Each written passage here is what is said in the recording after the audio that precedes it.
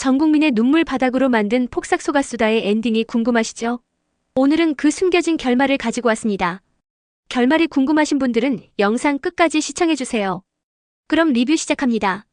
만약 당신이 단 한 번도 부모님의 뜻을 거스른 적 없는 착한 아들이라면, 그리고 그 결과 사랑하지 않는 사람과 결혼하게 되었다면, 당신의 인생이 자신의 것이 아닐 수도 있다는 걸 깨달았을 때는 이미 늦어버린 상황이라면, 영범이는 한 번도 부모님의 뜻을 거스른 적 없는 착한 아들이었다.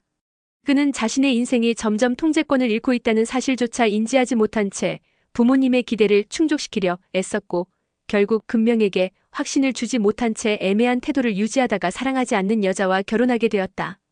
시간이 흘러 지친 모습으로 퇴근하는 영범이의 모습이 묘사된다. 집으로 돌아온 그를 맞이하는 사람은 초라한 모습으로 소파에 앉아있는 어머니뿐이다. 벽에는 결혼 사진이 걸려있지만 사진 속에서 웃고 있는 사람은 아무도 없다. 이는 영범이가 결국 어머니의 뜻대로 원치 않는 결혼을 했음을 의미하며, 집안의 어두운 분위기와 적막함은 그 결혼 생활이 결코 행복하지 않았음을 암시한다. 게다가 집에는 아내의 모습조차 보이지 않는다. 영범이는 대화 속에서 지난날의 선택을 후회하는 감정을 강하게 드러낸다.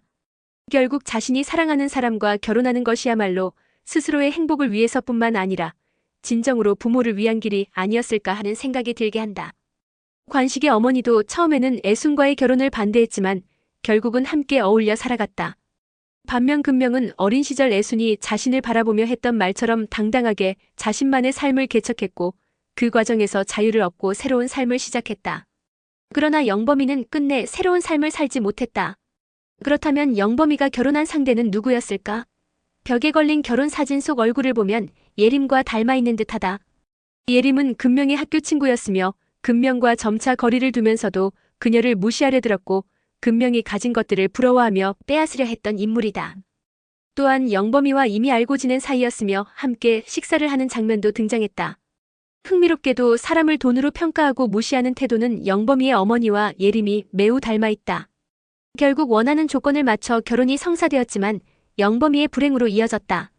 오랜 시간이 지난 후 영범이가 퇴근하는 장면에서 그가 돌아왔음에도 불구하고 아내는 모습을 드러내지 않는다.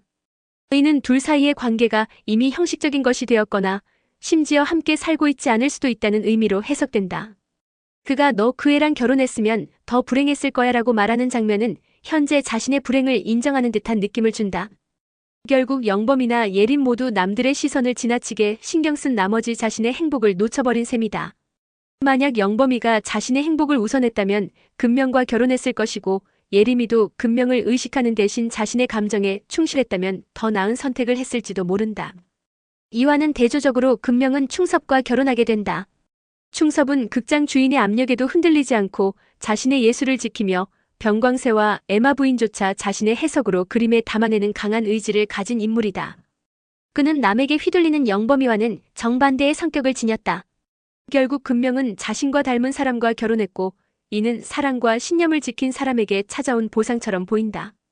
결국 영범이는 남의 기대를 좇느라 자신의 삶을 잃어버렸고, 금명은 스스로의 길을 개척하며 자신의 행복을 찾아갔다. 그리고 예식장에서 금명이 흘린 눈물은 단순히 원치 않는 결혼 때문이 아니라 수많은 일들을 겪으며 쌓인 감격과 감사의 표현이었을 것이다.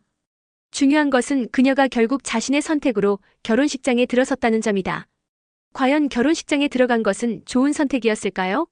어떻게 생각하세요? 당신이 결혼했다면 과연 이 결혼을 참석하시겠어요? 반대하시겠어요? 여러분의 의견 남겨주세요.